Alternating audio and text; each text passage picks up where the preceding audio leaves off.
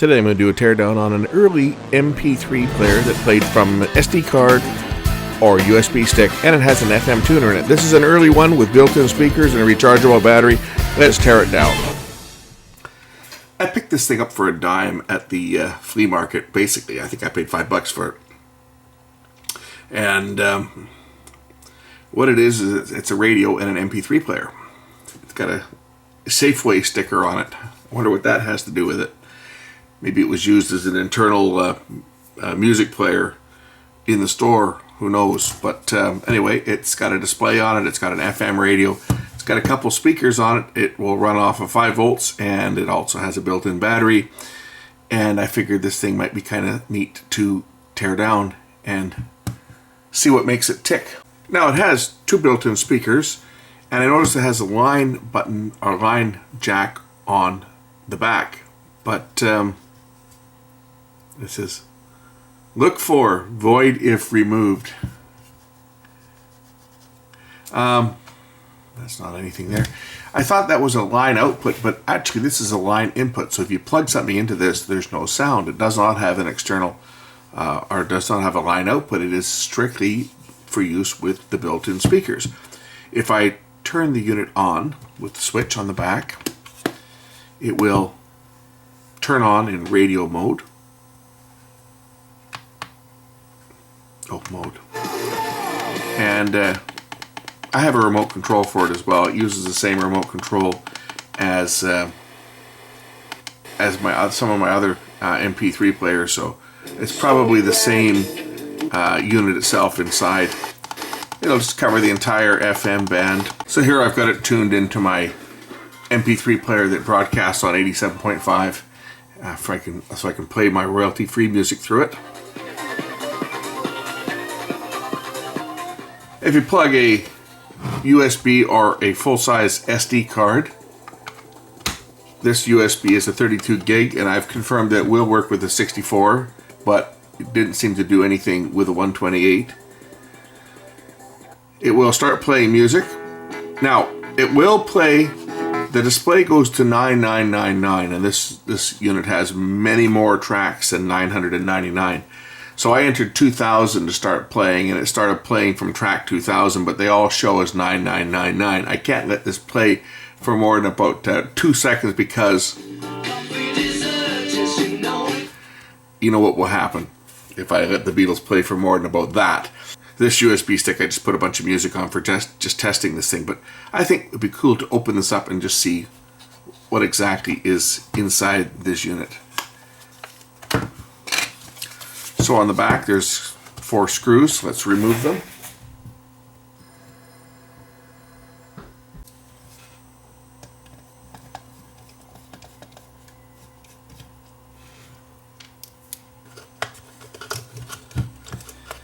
And out slides a small circuit board, which has got the volume control, power switch, and a capacitor on it, and of course the wire going to the antenna.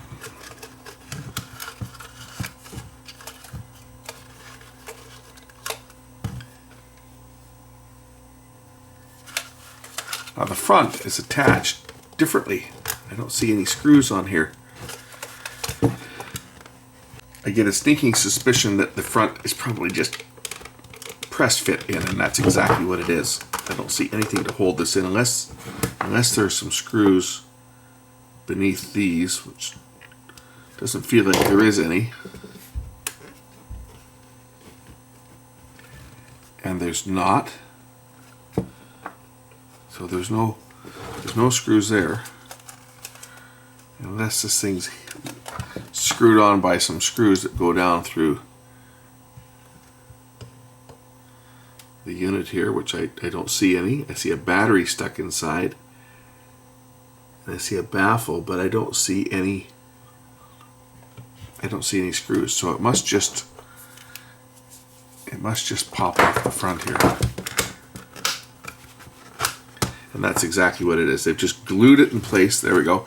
They just used some hot glue and popped this thing in. There are no screws to hold it in place. It's got a wooden baffle here.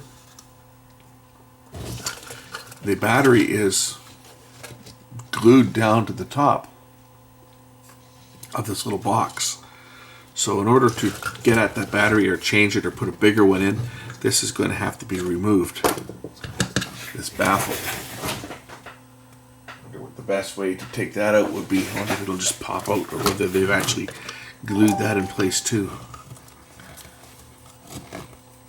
It looks like they've glued it. It's just a particle board type baffle, but I wonder if I take off this hot glue, whether this will pop off here. Be nice to put a bigger cell in there, increase the playback time of this thing. I don't know what the playback time is with the battery that's on there. I've never tested it, but I would imagine that a bigger battery would be relatively easy to put into this thing if I could get this baffle out without damaging it. So looking at the underside of the backboard, this is the power amplifiers here for the speakers. You can see where the speakers are connected, and the audio signal is going to come in through this header, and the battery is connected over here, and volume controls on here, and the jack on the back, which is an input, which probably should have been an output, but the way it's wired as an input. That wouldn't be too hard to change that around. It would just be a matter of relocating some of the pins here, cut a couple traces and switch the wires around so that the jack could become a line output. That might be a modification that might be worthwhile doing on this, but anyway, that's that side of it. And as far as getting that battery out, I don't know how I'm going to do that because this is all glued together. It doesn't come apart, and I can't see any way of actually getting this baffle board out without doing any damage to it, which of course I don't really want to do that. But let's take a look at the actual MP3 player portion of this. So here's the main board here. It's got a crystal on it. Notice that the chip itself, it's one of these embedded chips. So you can see all the pins to the chip, but rather than put in a conventional soldered in chip, they've actually put an embedded chip on it, and they've encapsulated it in epoxy. So this probably was a relatively early MP3 player, and the company that designed it didn't want someone just making a copy of it, so they embedded the chip in epoxy. And it could even be a custom chip that's under there. We don't know, because they've covered this up with epoxy, so there's no way to see what's under there.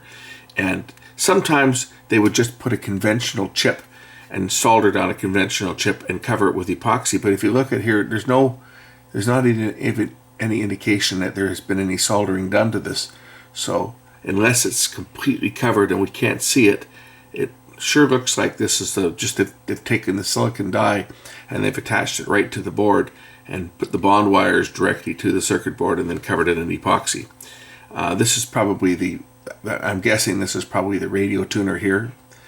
And the reason I say that is if you notice the antenna wire, the red wire is the antenna, and it's going right into that. So this, I'm sure, is the embedded FM receiver. And over here, this would be the display controller and probably the main system that would drive the display, which is going to be through these pins here, and control the actual player itself. This one here is going to be the embedded MP3 player that communicates directly with the USB and the SD card. And there's another chip underneath here.